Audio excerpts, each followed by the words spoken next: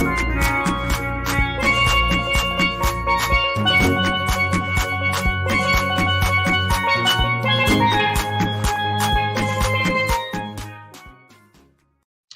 good evening to you and welcome to Politics 101 Thursday evening. Joining us from Guyana, I know the finals of the CPL is on tonight. Quite a few of you would be engrossed in that. Of course, the Amazon Warriors got kicked out of the tournament last night. I noticed that there were some emotional responses to the defeat. I am not very emotional. Party cricket, so I take it in stride. So there was not very much emotions coming from me when the Amazon Warriors got kicked out. I hope the guys, the players, regroup and get ready for the World Cup that is coming on in 2 weeks. That's going to be real cricket. As I said, that it is my view that if next week a test match or a one-day match or even a 2020 match between the West Indies and some other country, you would not have the crowds that you saw these couple of weeks there. People just are out there having a good time. And yes, lots of you were disappointed that the Amazon Warriors lost, but let's focus on the World Cup that's coming up. West Indies will be playing Scotland in that first match. I think it's on the 17th, so it's a couple of weeks from now. And I think that's where our focus should be. Festival cricket has its strengths. People go out, they have a party. Some people don't understand what's going on in the middle, but it's a big party. And I don't think people should be that emotional over it. That said, my own view is that the Amazons lost because I don't understand why the management thought or think that first Romario Shepherd and then laterally Odin Smith to use them as finishers. The bowling strength of the Amazon was spin bowling, and my point is that the dead bowling should have been the spin bowlers. They were the ones who brought the Amazon right up to the playoffs, and they should have used them as the dead bowlers rather than using the faster bowlers. Yesterday, for example, I mean, the Talwas got 226. That was 40, 50 runs more than they should have had. Anyhow, festival cricket. Welcome to Politics 101. You're joining us from Guyana. Welcome. If you're joining us from the United States, welcome. Welcome down to our Politics 101. And you're joining us from Europe, welcome. If you're joining us from the wider Caribbean, a pleasant good evening to you, our Caribbeanites, our Caribbean family. I don't like to refer to the Caribbean as the Guyanese diaspora because, the Caribbean is part of our home. It's part of our home. We are part of the Caribbean. Between 1958 and 1962, the Federation, we had one Caribbean, the Federation. Guyana was not part of that Federation because the PPP was in office at that time, and Dr. Jagan's PPP was quite reticent. That's putting it mildly. But they did not want to take Guyana into the Federation. They did not take Guyana into the Federation because they feared that Indian Guyanese would become a minority in the Federation, and it led to a second split in the PPP. The first split was between the Jaganites and the Burnhamites, and then the second split was when what Jagan called the ultra-left Sidney King later on, UC Quayana, Martin Carter, Rory Westmus. They had stayed with Jagan, and they left, partly because Jagan refused to take the Guyana into the West Indies Federation. But there was the West Indies Federation that was there between 58 and 62. So Grantley Adams, then Prime Minister of Barbados, played a major role. And then in 1962, Jamaica held a referendum, put the question before the Jamaicans, should Jamaica remain in the Federation? And the Jamaicans voted along party lines because the Jamaica Labour Party wanted to get out of the Federation. And the People's National Party, led by Norman Manley, wanted to stay in the Federation. The Jamaican Labour Party was headed by Alexander Bustamante, and they wanted to get out of the Federation because they felt that Jamaica, at that time, Jamaica was, I'm trying to put it as accurately as possible. Jamaica was the fastest growing Caribbean economy. At that time, the Jamaican dollar was even stronger than the American dollar. I think it was 75 cents American money to $1, $1 Jamaican. The Jamaican dollar was stronger than the American dollar at that time. Jamaica was getting a lot of income from bauxite and tourism. And so the GDP was quite high. And so Jamaica figured that they could go it alone. And they held a referendum, and the majority of Jamaicans voted to get out of the Federation. And then Dr. Eric Williams, the Prime Minister of Trinidad, made a famous statement that 1 from 10 leave nothing, 1 from 10 leaves not, meaning that once Jamaica opted out, that was the end of the Federation. It was quite a damning development in our Caribbean. Had the Federation survive, who knows, we might have been one Caribbean today. But Jamaica pulled out.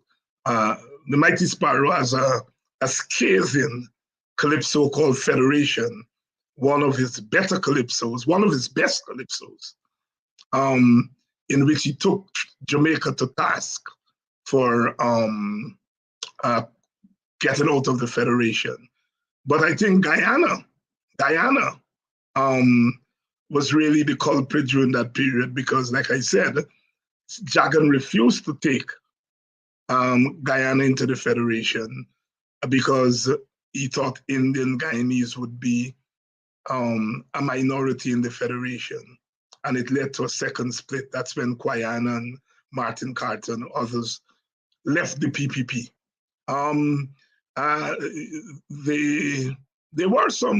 The artists were pushing for Guyana to go into the Federation. They were pushing for Guyana, the Guyanese Calypsonians sang calypsos urging Guyana to go into the Federation. In those days, they referred to them as BG, King Fighter. The old timers will remember that Calypsonian. I think he was from Golden Grove. King Fighter sang a calypso urging Guyana to go into the Federation, but Jagan refused to take Guyana into the Federation. And so, we moved from the Federation to the Little Eight to CARIFTA, the Caribbean Free Trade Area, and then in 1973, CARICOM came into being, and CARICOM is still there and thereabouts today to survive. Next year will be 50 years since the signing of the Treaty of Chaguaramas, between Burnham, Barrow, Michael Manley, and Eric Williams, creating what is now called CARICOM. Before that, Guyana, Barbados, and St. Kitts almost became one country. There was talk about, certainly talk between Burnham, Barrow, and Robert Bradshaw of St. Kitts, Nevis, about the three countries becoming one country. So between 1962, with the end of the Federation, and 1973, there were all kinds of iteration. The Little Eight, meaning the Eastern Caribbean countries, what we call the small islands, they were the Little Eight, and they eventually became the OECS, the Organization of Eastern Caribbean States. And if you look at the OECS is doing what CARICOM should have been. The OECS has a single court, a single currency, the EC, a single disaster system, and so forth. The only thing they don't have yet is a single government, but they coordinate everything else. And so in a sense, those Little Eight, which became the OECS, are really doing much better at regional integration than CARICOM. When you move from Grenada and to St. Vincent, from St. Vincent to Dominica, you don't have to change money. You don't have to change currency. It's one of the benefits of a single currency. You don't have to go and change. It's one currency. The EC, I think it's 267 to the American dollar, and it's fixed. The Barbados currency is fixed to 1. And at one time, Barbados under Owen Arthur wanted to join with the OECS. That didn't play out much, but Barbados wanted to join. One of the things you have to give Owen Arthur credit for is that despite what was happening at the border when Guyanese going there, he was much of an integrationist. He was perhaps the biggest support of integration among contemporary prime ministers, the younger generation, after the Burnhams and Derek Williams and so forth. Just a little bit of our history there, as far as our regionalization is concerned. Some of you would notice that Guyana did not go into the University of the West Indies. Again, Dr. Jagan created the University of Guyana. He didn't take Guyana into the University of the West Indies. So when I see some of the present leaders in the PPP jumping around and pretending to be integrationists, we have to remind them of their anti-integration history. You know, when Basdio Pandey came to power in Trinidad in 1995, and there was an Indian prime minister president in Suriname, and the PPP was in power in Guyana. They wanted to form their own integration organization. Suriname, Guyana, and Trinidad and Tobago, three Indian Caribbean leaders. And they were experimenting with their own integration organization. Just to remind the PPP. The PPP was always suspicious of CARICOM. They felt it was an African Caribbean club, and that the leaders of CARICOM were not sanctioning Burnham for his real and perceived excesses in Guyana. And so this love fest between the PPP and CARICOM, we have to be suspicious of it. The PPP has always been skeptical of integration. always skeptical of integration because their view was that Indian Guyanese would become a minority. And in Guyana, they are a majority. In the wider Caribbean, the fear was that they would have become a minority. And so the love fest between them and Mia Motley and so on, the PPP caused Barrow. And later on, Tom Adams and so on, cost them badly for hooking up Burnham, as they called it at that time. And now the irony is that they are being hooked up by Mia Motley, Barbadian Prime Minister. History is a great teacher. History is a great teacher. Welcome to Politics 101. I'm having a guest tonight. Brother Aubrey Rettmeyer, the former CEO or deputy head of SARA.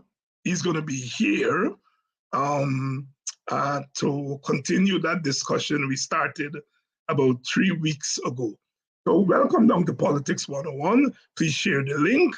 For those of you who are joining us from Guyana, a very, very, very, very good evening to you. Those of us who are joining us from the wider Caribbean, our Caribbean, welcome, welcome, welcome. Of course, those of you down there in Florida, tremendous, tremendous destruction by Hurricane Ian. Please be safe. Please be safe because, you know, the hurricane is bad enough, but the aftermath of the hurricane could be dangerous, you know. Electric wires that are left there and, you know, people, I understand the water is some places 6 feet high, you know, people have to get out and so on. We are praying for all Floridians, in particular, our Caribbean, Guyanese sisters and brothers down there. We in the Caribbean understand what hurricanes are, what they can do. You know, hurricanes mash up an entire island, you know, mash up an entire island. A few years ago, Grenada was mashed up almost. All the houses were flattened. And, you know, you have to start all over again. So our prayers are with our brothers and sisters down there in Florida. Understand that the hurricane had become a lower category storm, but that it will gather force and then land in South Carolina. My God, it's bad enough there. Let's keep them in our prayers. And welcome. Let me bring in our brother Aubrey Rettmeyer here, and let's get the.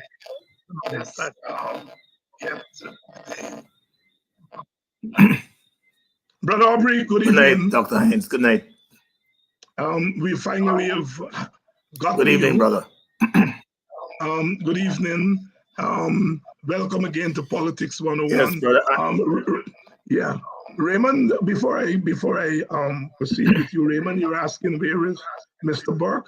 We reached out to Mr. Burke to come on the program, but he's under instructions from his lawyers not to speak. As you know, that matter has escalated. It has escalated, right? Yeah. So, Aubrey, how are you?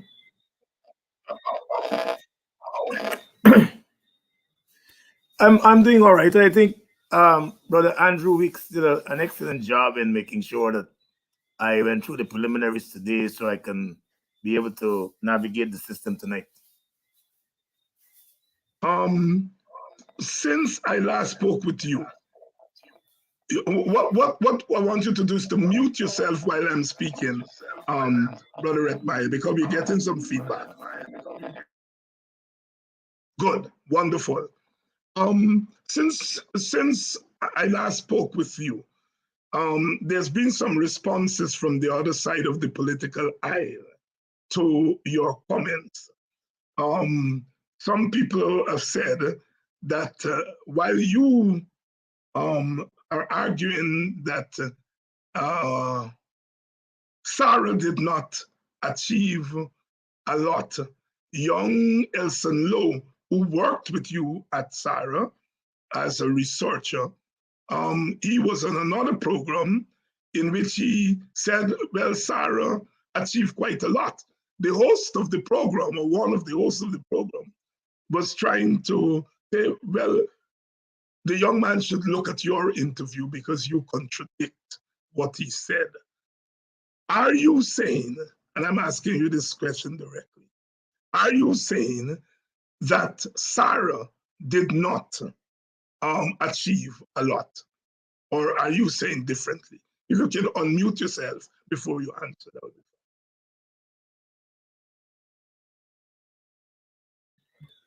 Well, I guess no doubt Mr. Lowe answered within the context in which the question was framed. And I might have answered in the context in which the question was framed. I think in some ways, Sarah achieved quite a lot. And I felt that had things been different, we would have achieved a lot more. So it's not that Lowe was wrong and I was right, or vice versa. I think the context in which the questions might have been asked would have been different, and therefore he answered as he saw fit.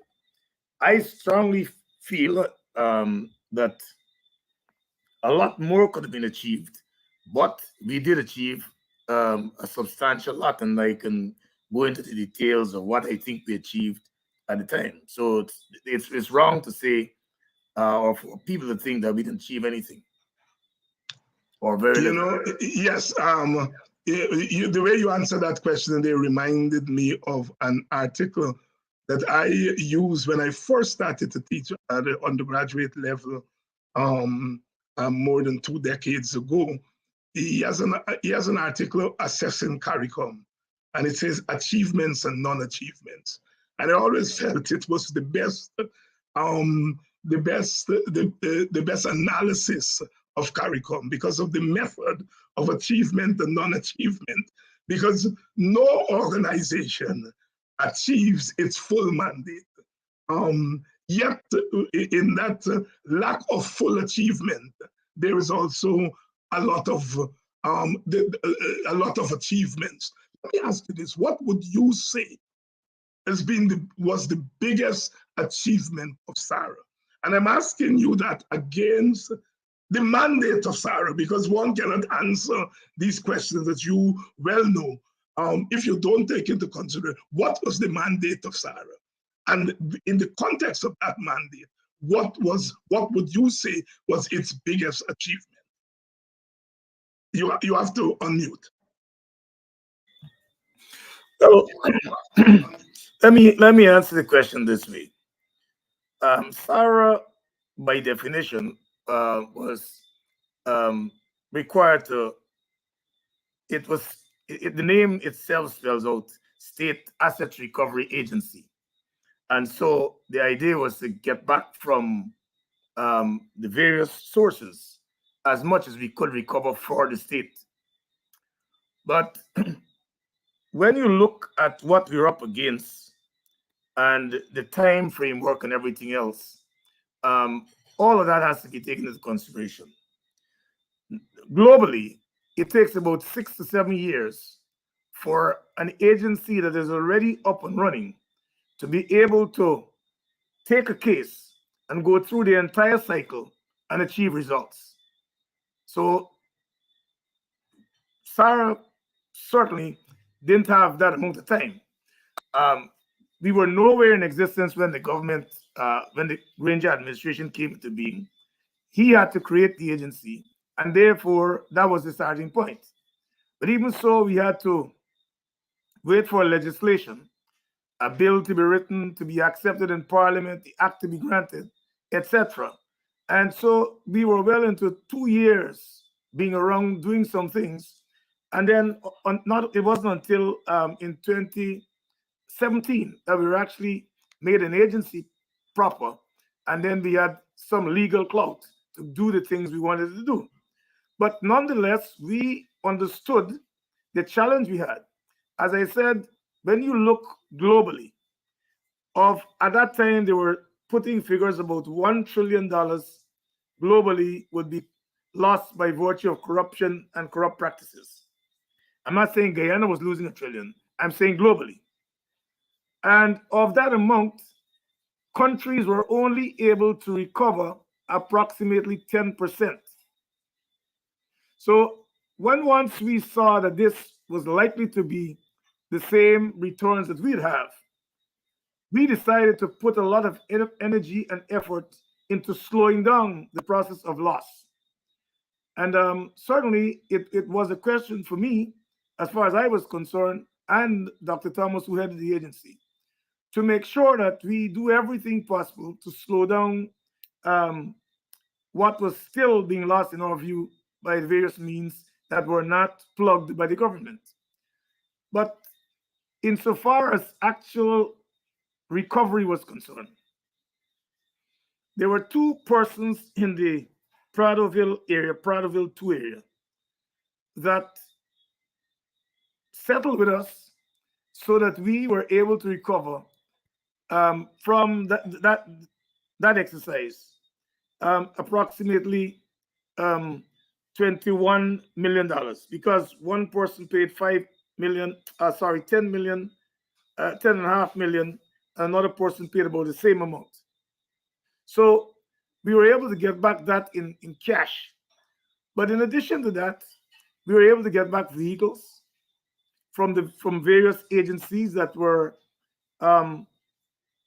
not on the inventory. And if we were not able to find them and ensure that they were on the inventory, those vehicles would have just gone to individuals and disappeared in the system or out of the system. We were able to talk with a number of government agencies which handle lands. For example, when we got into office, or the APNU got into office, we then understood that there were several agencies responsible for land and land distribution, and I could name them. We had the Lands and Surveys Department, the Gaisuku, MMA, GGMC, Guyana Forestry Commission, and CH&PA. All these agencies had varying levels of control of land and land distribution. And it was found that foreign companies in this country had over 1 million acres of land leased to them at peanuts rate. And I think it was over 50 years lease. So that there were companies in this country that were leasing lands at the rate of about 25 US cents per acre per year.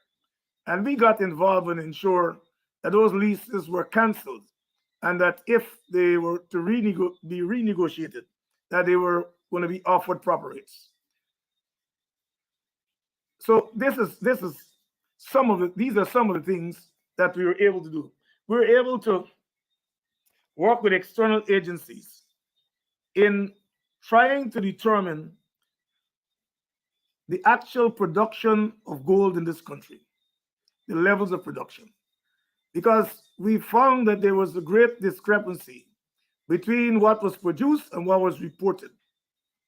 And the international community did have concerns that some of our gold was being shipped through backdoor channels to the Middle East.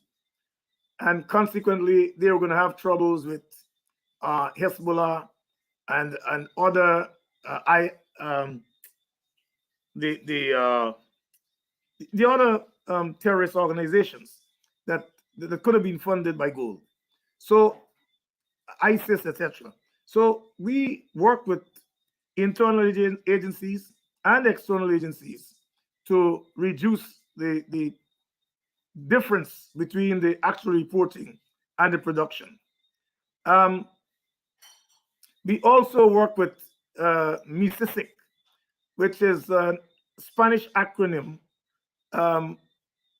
It's a department of the OAS stationed or based in Washington. And as far as we are concerned, as a nation, we had signed a number of treaties and agreements. However, when it came to working on those agreements, the Granger administration found that we were woefully lacking. And Sarah took a lead in trying to ensure that we were addressing those concerns and that the nation itself was improving its image um, in the Americas and globally. We work with Arin Carib, which is another network. It's a Caribbean network that would synchronize its operations so that we all would address recovery in a standard manner. In other words, if a Guyanese had been involved in corrupt practices and took Guyana's property and stored it in Trinidad, we were working on a procedure to get it back, and the Trinidadians would have a certain rate, um, access to a certain amount. There would have been a Caribbean force that would have been put in place that would be given a percentage of the recovery, but the bulk of it would come back to the country. But the same rates that Guyana would have gotten if something was stored in Trinidad or stolen and taken to Trinidad, the Trinidadians would have had the same opportunity if things were stored here or elsewhere. So all these things we were able to grapple with within a very short space of time. And so I think that had the Granger administration remained in office, certainly you would have had um, successes that could have been identified by almost all and sundry. Let me just make one other point. This present administration is charging people, taking them to the courts. The court has to put down the case, pick it up another few months, and the cycle goes on. It's amounting to harassment. We didn't do that. We were gathering information that when once we made a court case, we could have delivered on it. That's the difference. And so while we didn't parade people up and down before the courts because it took a while to get the evidence. If you look at what's happening now, people are paraded before the courts. They're losing money because they have to see several lawyers. The case is put down. They have to come back again. They're not given work in the country. They can't easily travel, and so they can't make money. This is harassment. We were not prepared to do that. And so this is the difference in the approach or the philosophy that we used as against what's being used now.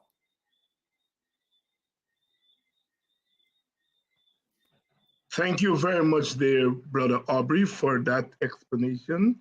One of our viewers said that there is a wanted bulletin for Brother Rickford Burke that is on the NCN page.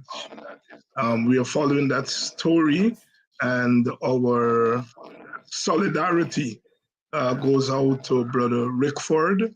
He has been in the firing line, and he's hounded day in, day out by, can you mute yourself, Brother Aubrey? He's hounded by this government, and we put at his disposal our solidarity because he's one of us. Our view on this program is that people can differ politically, but this thing about harassing people and going to the lengths to prosecute them is not prosecution, it's persecution. And they have been persecuting that brother for a long time, and we have to put our arms around him. I've been asked to say a word for Shimron Etmaya, the captain of the Guyana Amazon Warriors. Young man that I like since he was an under-19 player. I saw him and think that he is special. I think the West Indies Cricket Board has played around with him and his career too much. I think he's head and shoulders a better captain than Puran, but yet they have not put their arms around Puran, around Etimai in the way they've put their arms around Puran. And I think it was a good experience for him to captain this year so that he can show his skills. He brought the team from the bottom of the ladder right up to the playoffs, and we need to, as some of our viewers are saying here tonight, to say thanks to Shimron Etmaya. I hope he does not get lost to West Indies cricket.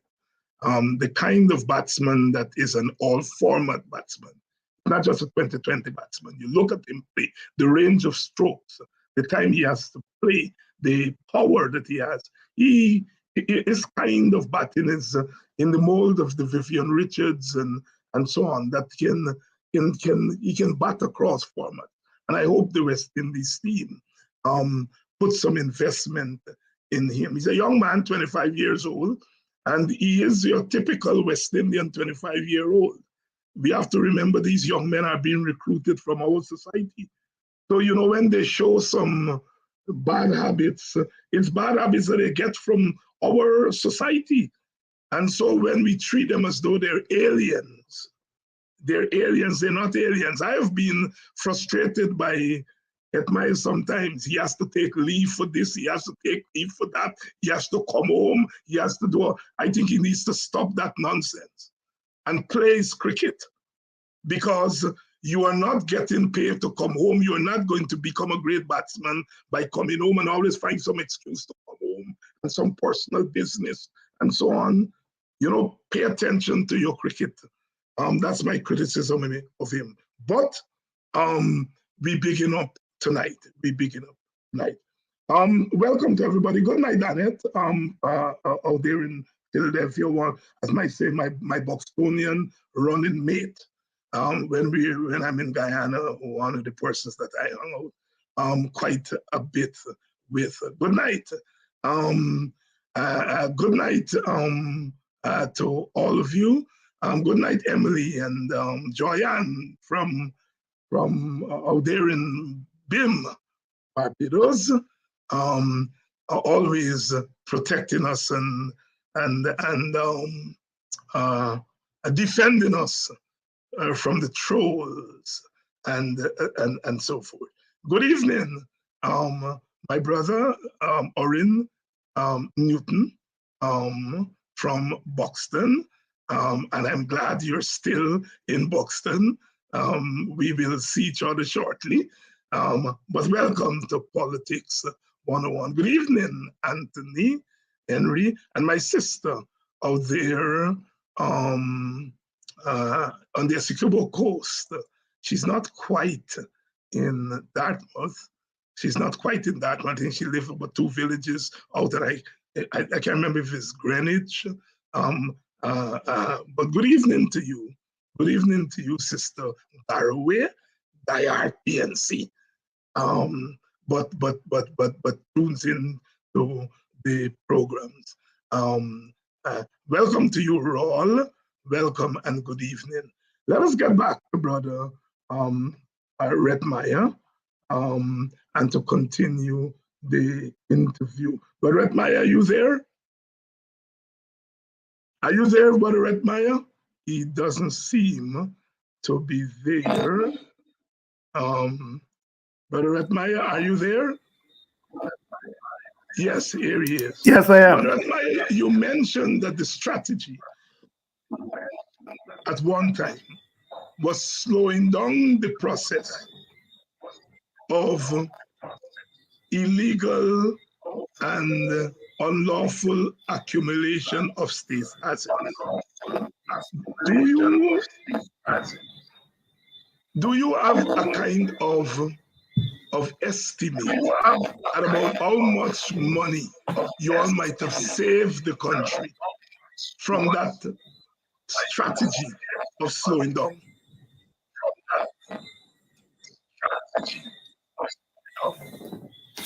Yes, it would have amounted to a few billions.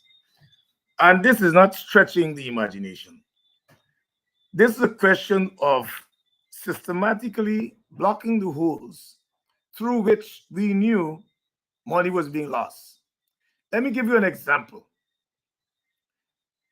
Roads would be built in this country. Let us say you take a road that is 1 mile long and, let's say 20 feet wide. Just one road, one strip of road. If the subgrade should have been laterite and you use sand, it's cheaper. Nobody checks that easily because they always see a road. If the asphalt coating should have been 3 inches and you make it 2, you have no idea how much money can be stolen in that manner. And so we insisted that engineers who were measuring work would take those things into consideration. Now, the engineers could be in collusion with the contractor. And we were insisting that the ministry responsible for those exercises pay very close attention to simple things like that. You had people who would be building bridges, and the estimate would come in for finished lumber, but the actual material that would be used in the bridge would be rough lumber. You have no idea how much money can be stolen in that manner. And those are things which we paid attention to. In some cases, we found that a strip of road should have so many culverts. So instead of having 4, 5, 6 culverts, you only had about half of the amount. Hydrants in new schemes, the numbers weren't there. In some cases, buildings that were constructed before the Granger administration, when you look at the steel rods used in those buildings, for construction purposes, they were not the appropriate sizes. And so there was separation in some cases of some parts of the building, the veranda walking away from the main building, etc. All those things we tried to plug and stop so that over time, though we were unable to check the actual amount, we had an idea of how much we were saving this government because they were simply doing some fundamental things in order to save a lot of money. And when money was spent, it could be justified.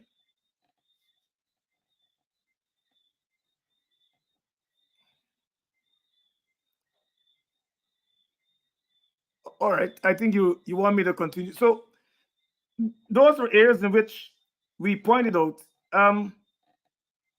For example, at that time, the regions of this country collectively were given about 13 to 14% of the national budget, and that would amount at that time to about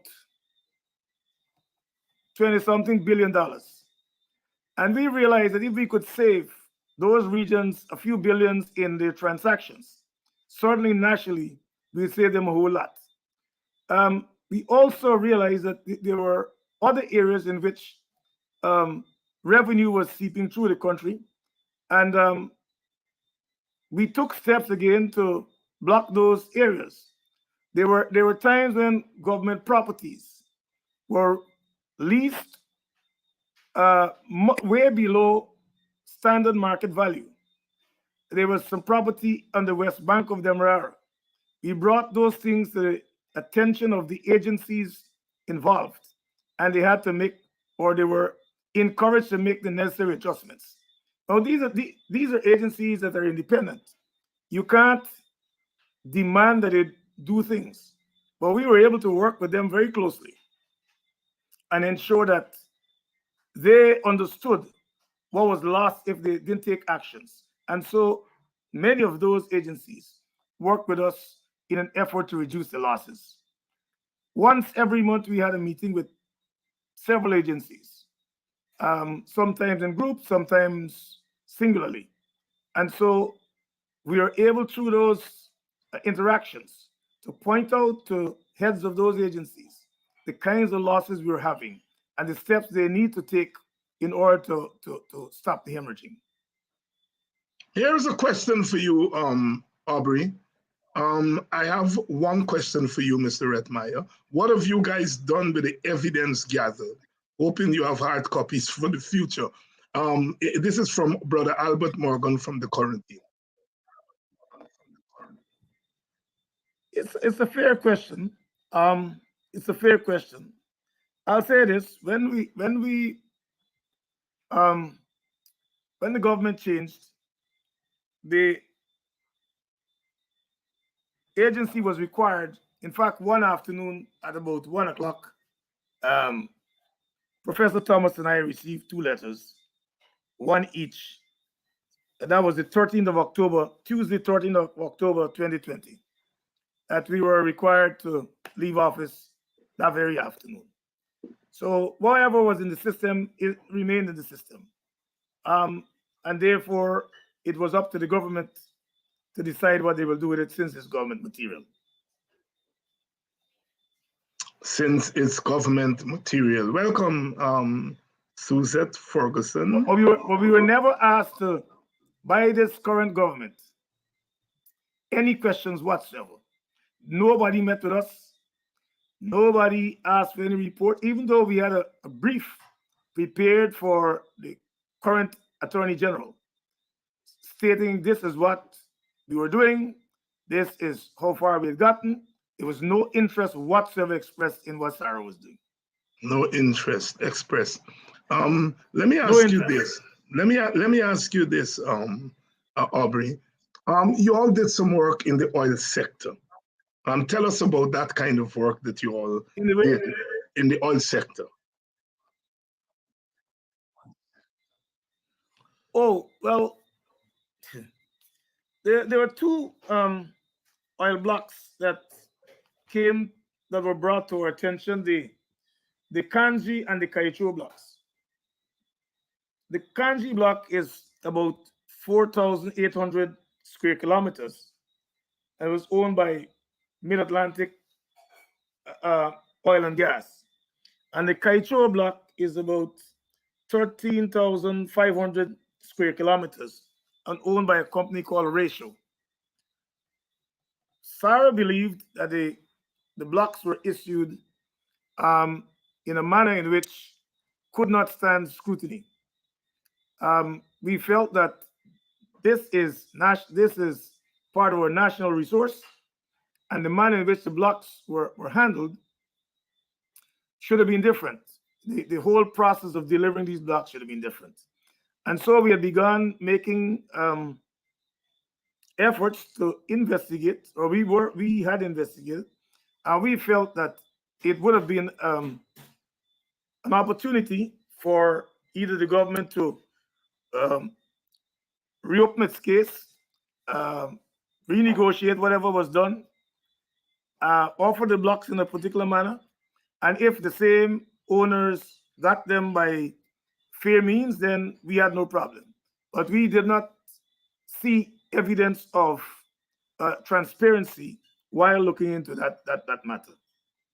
And we were also given, I think, or not I think, I know we were also given some encouragement by the international community that once we had gotten up to a certain point, they would have been willing to get involved. Unfortunately, the government was changed, and that situation is now history.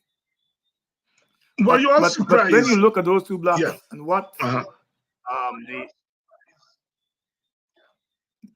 the the owners will be able to garner from their activities there, it will be in the billions of US dollars, and the government, the country will have gotten little or nothing for it.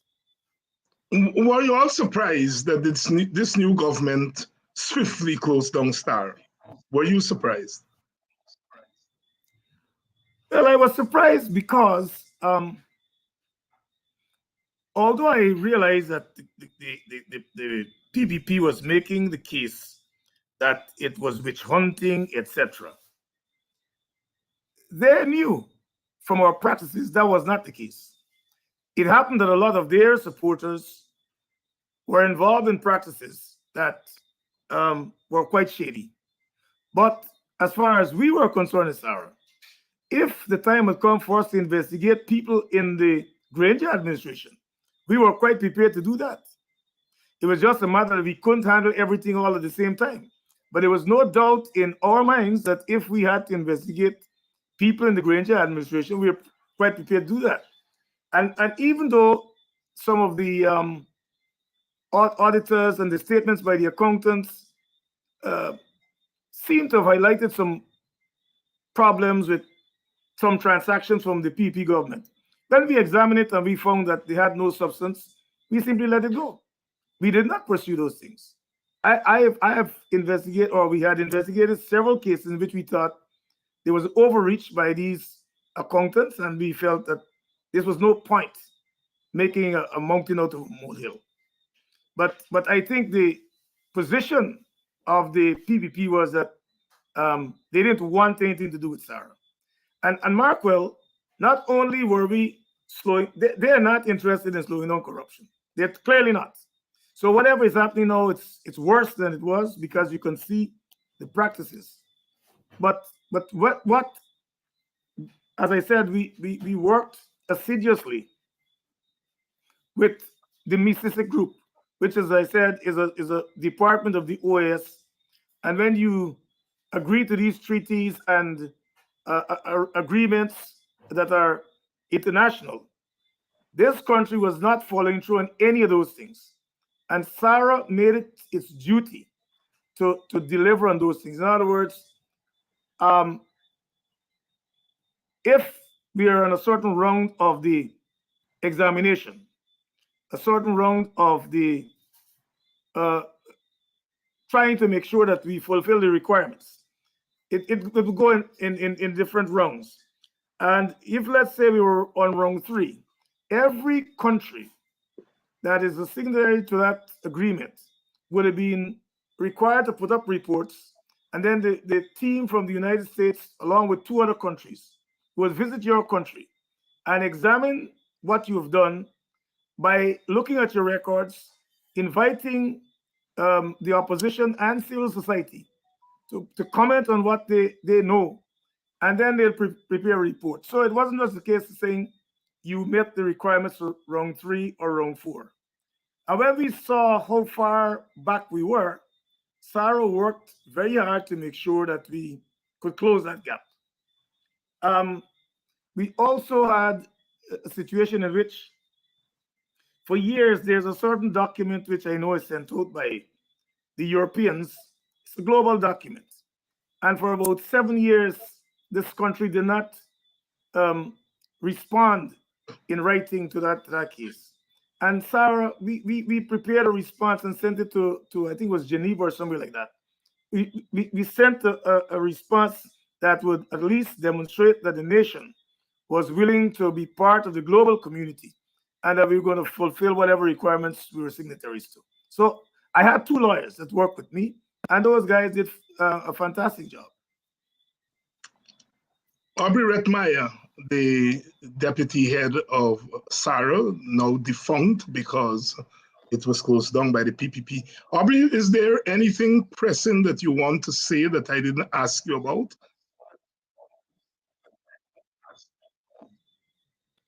Well, while still talking about achievements, I remember we not only did SARA work as an agency, but we were able to train officials in certain government agencies to assist in the reduction of corruption within their sphere of activities.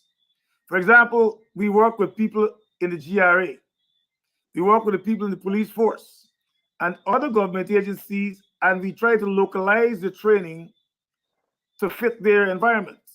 In other words, if somebody was in GRA and someone comes to them with either money or gifts, etc., in return for wavering whatever they had on the paper in terms of numbers, those things should not be accepted.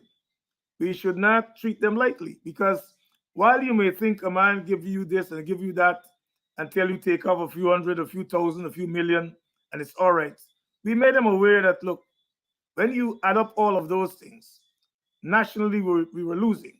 And in that sense, we had trained approximately 3,000 government workers, agents in the various agencies.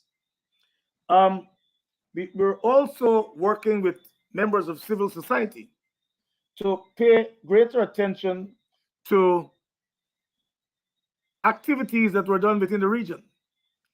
We wanted to have a system where if you were in Bartica and the government project was being done in Bartica, where the people in Bartica should be able to know this bridge costs or this operation here costs $50 million.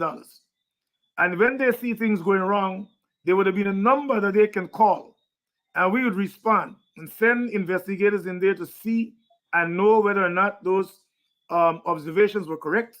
And if they were correct, then we'd have taken action by moving it higher up the chain so that the person would not only see and lament and say, well, look, this is happening, that is happening, and they ain't doing nothing. We were saying, yes, as a citizen, this is your money. You should take interest. And once you bring things to our attention, we were prepared to move it up the chain and have it addressed. I also want to say that, contrary to what people felt, SARA didn't have any powers to jail people. So people would walk up to me or to Dr. Thomas and say, when you are going to jail such and such a person, when you are going to jail such a person, SARA's mandate was simply to recover. It was civil proceedings. It's completely different from criminal proceedings. SUCO was responsible for criminal proceedings.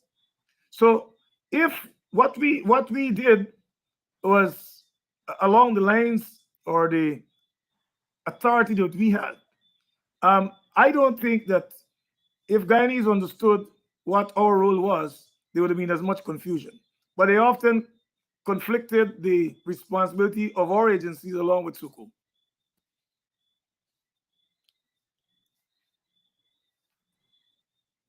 Brother Aubrey Retmeyer there, bringing us up to speed on what transpired at SARA, its achievements, its challenges, so that we get a rounded understanding and not a skewed understanding. Go ahead, Aubrey. You wanted to say something? Yes. One other, or a few other points I want to make. It seemed to have been the habit of the PVP administration before the Granger administration took over. When they were sending equipment to the interior locations, to the native, to the Amerindian villages, indigenous people's villages, instead of sending it to the person, let's say a Tushao was in charge. If the Tushao was a principal person, or he was in favor of APNU, that Tushao would not have been given anything. It would be given to somebody that was a loyalist to the PVP. So even though the man was Tushao, his ability to affect change within his own environment was limited because people now had to go to this PVP hack to get whatever assistance they wanted, a tractor or some other piece of equipment. We put a stop into that by ensuring that whenever we came across such a situation, we rectified it. Also, we found a lot of equipment were being sent to the interior without proper or adequate documentation. And so we had to take on the responsibility of working with those people in those areas, getting information, checking with GRA, ensuring that the documentation was then followed up and proper signatures were given or against those pieces of equipment. We also had situations in which valuable pieces of equipment were left all across the interior. And then once that was brought to our attention, we got involved, organized work teams with the Ministry of Infrastructure, in some cases, or some local agency in the location, encouraged them to have the repairs effected to the equipment and then had it brought back online. So I know in region 9, we had several pieces of equipment like that. I was called by a certain, in these days you have to look at people attempting to sue you if you make any inaccurate statement, but I was called by a certain senior officer that I respect up to now, and said, look, he was in region 1 and he saw equipment lying around, and he felt that we should pay attention to it. We did, and we regularized that situation in the Wona area. Equipment that had been brought out for repairs in some cases were left in the repair shops and would have remained in somebody else's possession had we not taken action. An piece of equipment, I think, was a lighting plant. Huge piece of equipment was left at a certain repair shop on the east bank of Demerara. Only when Colonel Storm took over as REO Region 1 and began to check the books, he found that this piece of equipment was removed. It was away from the location for more than a year. Nobody was paying any attention to follow up. And so we followed up with him. He paid the repair costs, and we were able to have that piece of equipment returned to Region 1. Because the medical facility in Region 1 was being compromised because there was no backup plant whenever there was a power shortage. So all those are things which Sarah did, and more too. But you can ask anything that might be direct and I didn't cover.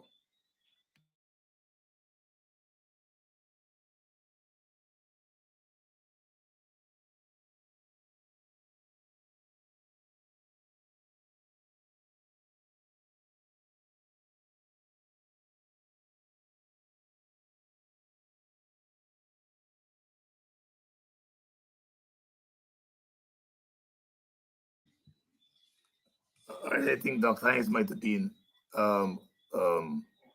allowing me to continue. No, here I am. I didn't bring myself up. I want to say time has caught up with us, and we have gone into Brother Sherrod's time by almost 15 minutes, and I don't want him to dock me for taking away some of his time.